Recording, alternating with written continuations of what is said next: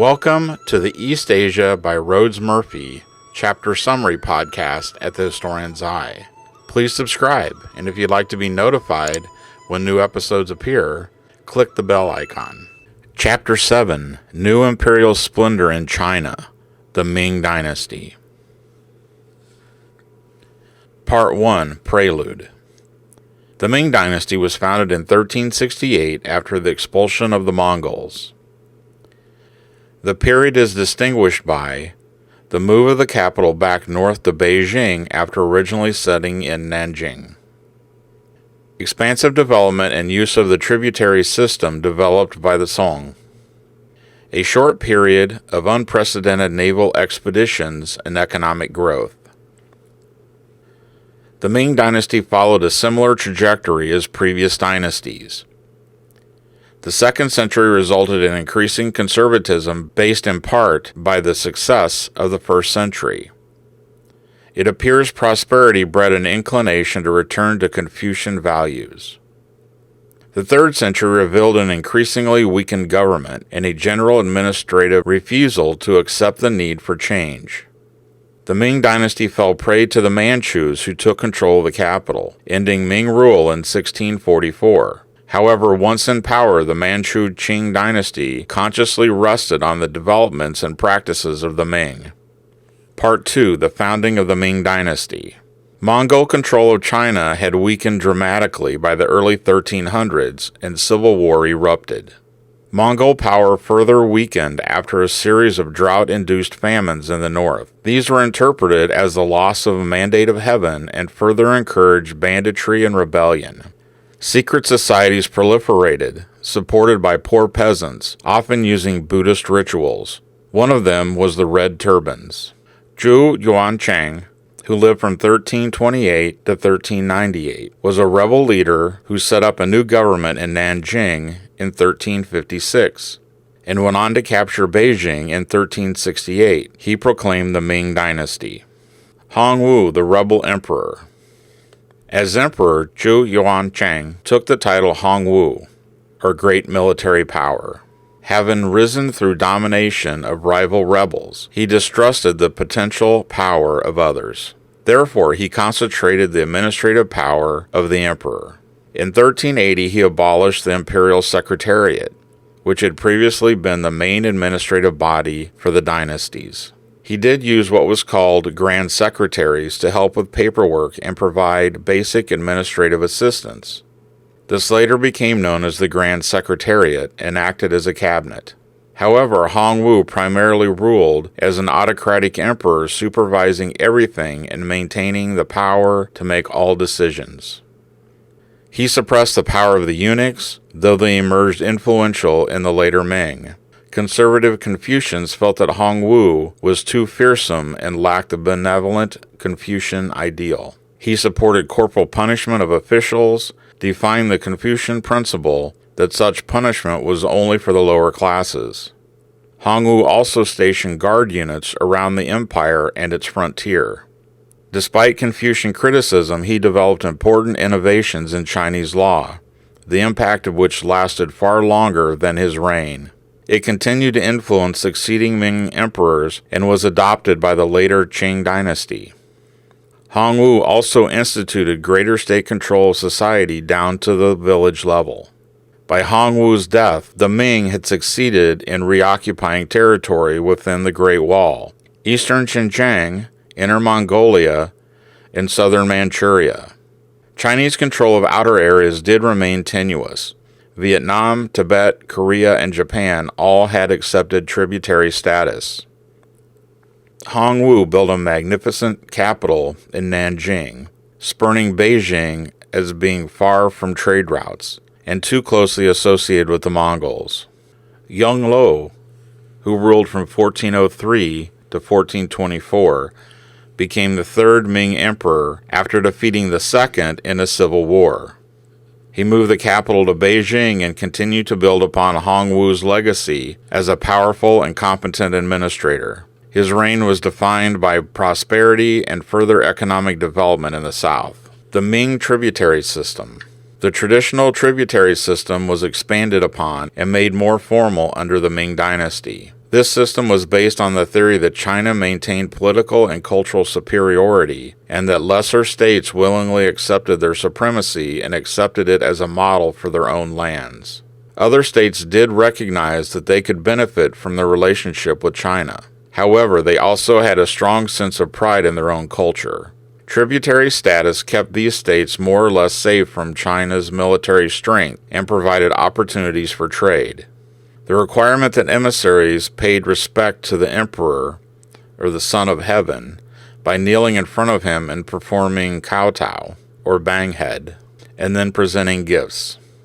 They received gifts in return, usually greater in value than the ones they had brought the emperor. These missions were primarily polite, diplomatic meetings based on trade and often mutually beneficial. The tributary system expanded upon Ming rule to include over 40 states, including Korea, Vietnam, Tibet, Japan, Java, the Philippines, Burma, and many kingdoms in Central Asia. Japanese and Korean pirate raids along the coast were a problem for the Ming. They demonstrated China's inability to keep order and protect its people. They were considered equivalent to rebellion. The government was also aware that renegade Chinese were involved, often masquerading as Koreans or Japanese. Ming maritime expeditions. Although conforming to earlier patterns set by previous dynasties, the Ming period differed from others in the extent of their interest in lands abroad. Under the leadership of the Muslim eunuch Admiral Zhang Ha, 7 major naval expeditions were completed between 1405 and 1433. These were the largest and most elaborate expeditions in the world to date. Ships traveled to Southeast Asia, India, Ceylon, or modern-day Sri Lanka, the Persian Gulf, Hormuz, Aden, Jeddah, and to East Africa. Rare items unknown domestically in China were brought back home along with tributary agreements. While these ventures contributed to the economic development of China during the Ming Dynasty, their primary purpose was political in that China commanded respect from these other lands and enrolled more tributary states. They were in essence an expression of imperial pride. The ships were 400 feet long, capable of carrying 500 tons and 500 troops. They were designed to take advantage of the monsoon winds. The expeditions attracted official criticism and ended in 1433. They were extremely expensive, costing more than could be profited in trade. Corruption in procuring shipbuilding materials and with shipyard contracts occurred. Zhang Ha was a controversial figure as a Muslim and a eunuch. The cost of transferring the Ming capital to Beijing in 1421 competed with the shipyards for shrinking resources in materials, labor, and capital. The second half-century of the Ming Dynasty became a conservative era where the government became more concerned with protecting its existing boundaries rather than acquiring new tributary states. Historically, China had always prioritized protection of the land frontiers over relations by seas, and the revival of Mongol threats in the north was the logical choice for using limited resources. The Ming used Buddhist missionaries to pacify the Mongols, with some success. Qing Ha's voyages were consequently ended. Confucian scholar officials had opposed court eunuchs, supportive of the undertaking. The voyages had not brought anything deemed worth the effort. Prosperity and conservatism. With the new capital set in the north at Beijing, the Ming's attention was shifted back to domestic concerns. They continued to keep themselves at the center of civilization, and they were the largest and most productive area in the world. Domestic trade was indeed much larger than foreign trade. They rebuilt the Great Wall as it stands today. Confucian conservatism reasserted itself. Domestic expenditures increased. This was particularly in reaction to the humiliation of Mongol rule, but also due to the lack of incentive for change. Emperors following Yongle were less able rulers. The censors, inactive under Hongwu, asserted themselves after his rule and had a beneficial effect on later governments. Later governments became increasingly rigid. As with previous dynasties, agriculture was given preeminence. Government projects expanded the amount of land and techniques used in agriculture and built new canals and roads. New rice strains from Southeast Asia increased yields. New crops such as corn, potatoes, and peanuts from Spanish America via the Philippines were cultivated on land that could not be used for growing rice, further increasing crop production. Revenue. Efforts to reduce the tax burden on peasants was instituted, mostly from taxes on land and grain, and on monopolies such as salt, tea, and foreign trade. 2,000 local magistrates and also the gentry served to keep order, along with traveling censors. There was major growth in commercial crops like mulberry for silkworms and cotton, imported earlier from India, which became the predominant fabric for the majority of society. Commerce and culture. Commerce was officially disparaged, with the exception of its taxation. Yet the most significant change that occurred during the Ming Dynasty was the expansion of commercialization. The sea voyages of Qinghe had ended, but trade with the places he had journeyed to increased. Both agriculture and manufacturing increasingly produced goods for sale. Much of the output went to China's cities, but some went to Korea, Japan, and further. Silver imports brought about a change in the Chinese monetary system. While some of the silver came from Japan, much came from the Spanish outpost in Manila. By 1450, silver drove paper money out, and a simplified governmental system used silver as the basis for all payments. After 1520, capital investment in commercial enterprises began to exceed those in land ownership. The production of goods for sale grew, leading to much larger workshops. A cluster of porcelain workshops at Jingdejin produced wares for the court, domestic sale, and export. Paper making and textile mills also expanded. Increasing demand for goods, an expanding of available markets, and general growth in commercialization led to increased production and advancements in production technology. Mechanical looms and further advancements in printing followed. Suspension bridges and wheelbarrows with masts and sails came into use. In agriculture, mechanical tools aided labor. Increased commercialization of the economy led to a more important role for guilds of money changers and bankers, some of who developed national networks with representatives in major cities. Patronage and literature.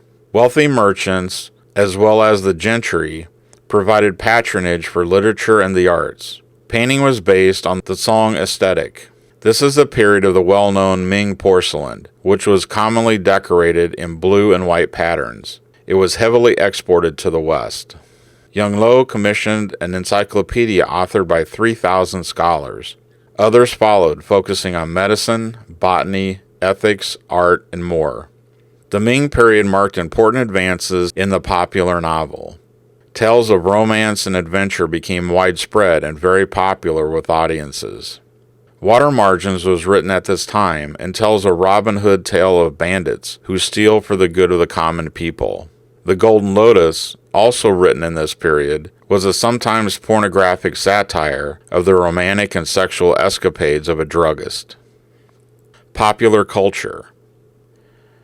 An increased literate and semi-literate mass culture arose, creating a large non-elite audience for popular culture, puppet shows, plays, operas, and storytellers. Increasing literacy, including among women, was encouraged by some elites. It was viewed as assisting with the spread of morality so important to Confucian thought. Popular culture included puppet shows, shadow plays, operas, and storytelling, as well as woodblock prints. Opera appeared in over 300 local genres. Most operas dealt with history and were the main popular source for information about the past. Opera also had a close connection with folk religion. This new popular culture formed what could be called a counter-tradition in response to elite culture and often expressed sympathy for the powerless and oppressed. In the later Qing dynasty, individuals were depicted as important based on their values and actions, as opposed to their social class. Elite culture and traditions. For the most part, elite culture continued to look towards the past, taking on the role of its guardians. However, exceptions always break the rule, and important cultural innovations occurred during the Ming rule. The philosopher Wang Yangming moved beyond Zhuxi's Neo-Confucianism and wrote of self-cultivation influenced by Buddhism. Earlier, Hong Wu had posted 6 edicts that ordered traditional values, which were carried out by the gentry. Coastal routes by sea for the transport of grain were abandoned after 1415. The Grand Canal was restored at great cost to the government due to Japanese and Korean piracy. This opened up private trade for other goods into the cities along its path and increased economic growth. Both internal trade and export trade increased. Imperial exams. The attitude of conservative officials led to the development of the 8-legged essay, which was organized into 8 categories. No more than 700 characters could be used altogether. The essay had to be written in a pre-described style of commentary about the Confucian and Neo-Confucian classics. Various levels of examination. Shan, or county examination. Passing this allowed candidates to continue on to the next level of examination at the prefectural city. The first level, or prefectural city examination, passing candidates received the lowest possible degree, the Shengyan, and admission into the gentry.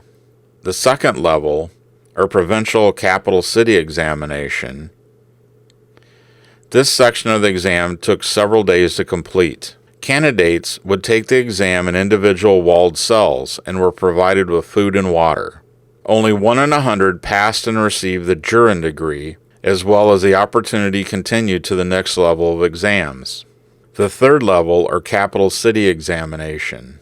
A final exam was held in the capital city every 3 years. Passing candidates received the distinction of Jinshi and the opportunity to interview with the emperor as the final test. Worthy candidates were appointed to an official post by the emperor. The Confucian ideal of human-heartedness and the fundamental goodness of human nature remained at the core of the system. The distance of most Chinese from the imperial court meant that many were far removed from the central government and more influenced by the work of the local gentry. Despite increased emphasis on literacy, women continued to experience the oppression of a variety of customs under Ming rule. The most concerning was foot binding, which became widespread during the Ming Dynasty. Imperial Beijing, axis of the Ming world. Yonglou chose Beijing for its proximity to the frontier. The Great Wall was rebuilt, but again its purpose was primarily symbolic rather than functional. The move to Beijing followed a general move of capitals to the east. The city was designed to impress. Most of the Mongol capital was rebuilt. The main city walls formed a rectangle roughly 15 miles around. The Imperial city, with its 5-mile-long wall, was located inside the main city walls. The Forbidden City lay within the Imperial City. It contained the palace, which was surrounded by a moat the length of 2 miles. It was closed to all but those on official business. The city was designed according to principles of the universe following the north-south axis. The city grew rapidly, and a less planned portion grew up around the walls where common people lived. Eventually, the majority of Beijing's population inherited the area outside of the main city wall. The city was fed largely from the Yangtze Valley. Complacency and decline. Beijing was chosen as the new Ming capital because its location provided the best defense against northern barbarian threats. However, instead of countering Korean and Japanese attack, the government simply ordered all settlements 30 miles from the coast. Defensive systems fell into disuse. Western encroachment. The Portuguese reached China by 1514, though they were expelled from Guangzhou in 1522. The Counter-Reformation of 16th century Europe brought Jesuit missionaries, starting with Matteo Ricci in 1582. Westerners and their culture were somewhat unwelcome and often banished from China's borders or rejected from their consideration. While Western learning was of little interest, Clocks and other mechanical devices were of great interest. By the late 1500s, the Ming administration was becoming less effective. Eunuchs were gaining influence, including control of the imperial police. There were revenue problems. Allowances paid to the extended imperial family and to the nobility grew enormously. Further drains on imperial revenue included expeditions to Korea to expel Hideyoshi and subsidies to the Mongols. Taxes and labor dues increasingly burdened peasants. Bandits and pirates were increasingly threatening. It was difficult to patrol the coast south of the Yangtze. As poverty increased, so did piracy and smuggling. By the late Ming, most pirates were Chinese. Zhang Dejing, Grand Secretary from 1573 to 1582, led reform efforts during Wan Li's minority. Zhang was a Confucian scholar. He tried to remove tax exemptions on land and families that had escaped taxation. Wan Li was self-indulgent and refused to take an active role in managing the empire. His successor turned over authority to the eunuch Wei Zhongxian. Wei eliminated his enemies and many intellectuals. The Donglin, a group of Confucian scholars, resisted him. Wei was assassinated in 1628. Most of the country had lost confidence in the government by the 1630s. Growing problems including inflation, banditry, and drought. Bureaucrats increasingly hired aides, which led to increased corruption and bribery. The Ming army, which doubled in numbers since the beginning of the dynasty, consisted primarily of ex-prisoners, drifters, former bandits, and idlers. They were ill-equipped, and their effectiveness was sharply reduced. Army contracts had also fallen prey to corruption. To make matters worse, Chinese weaponry had become inferior. The army was unsuccessful in driving Japanese pirates out of Korea, though at great expense to state revenues. The increased tension at home combined with inflation and drought resulted in two major revolts. A rebel leader named Li Shichang gathered forces in Jiangxi province. Li Shichang and his forces were so successful as bandits that they declared their own dynasty and appointed officials. In 1644, they invaded Beijing and experienced little resistance. The last Ming emperor hung himself in the palace garden when he heard the city had already fallen. Chiang Shih-chung, a rival rebel leader, invaded Sichuan in 1644 and set up a government with plans to claim the throne, but he lost the support of the gentry who felt that he was too extreme. In the end, the Ming had failed to perform the basic function of any government, serving its subjects. The Manchu Conquest. Under the leadership of Narachi, who lived from 1559 to 1626, the Manchus of Manchuria, descendants of the Jurchen, succeeded in uniting the previously divided tribes of the steppe people and adopted a Chinese style of governance. By 1644, the Manchus had adopted so many aspects of Chinese culture that there was little to distinguish them from each other except their territorial borders. They made Inner Mongolia and Korea vassal states. The Manchus appeared to have consciously designed and built up their power to take control of China. They achieved this in 1644, after being invited into Beijing by a Chinese general, in order to stifle the rebel forces of Li Shiqing. After defeating the rebels, they simply stayed in Beijing. Narachi's sons adopted a new dynasty called Qing. The Qing built on the Ming dynasty's achievements.